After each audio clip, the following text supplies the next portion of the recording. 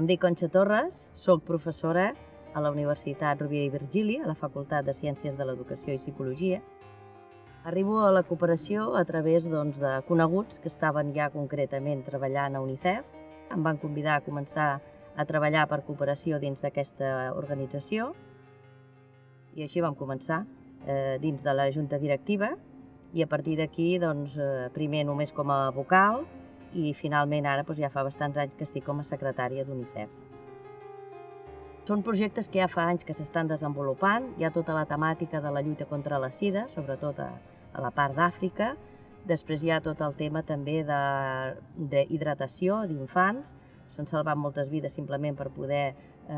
deixar accedir a aigua potable als infants, tot el tema també del treball infantil, tot la temàtica del dret a l'educació com a molt important, i un dels projectes potser més exitosos ha sigut el de Gotes per Níger,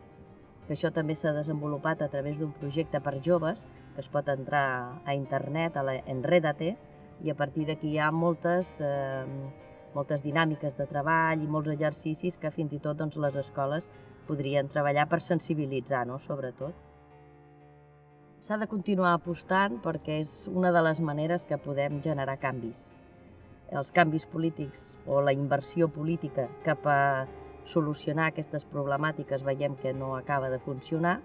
però sí que tota la part de solidaritat, de cooperació, no només fora del nostre país, sinó també a casa nostra, està donant molt bona resposta i està ajudant a totes aquestes famílies, fins i tot aquí, que ara estan en risc d'exclusió, i que els infants, cada vegada més veiem alguns resultats sobre el nivell de pobresa dels infants a casa nostra. I crec que s'ha de continuar treballant en aquesta línia, que la gent que podem,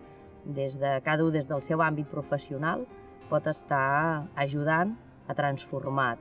idees, transformar pensaments i, com no, acabar en transformar accions, que és el que generarà segurament una societat més justa.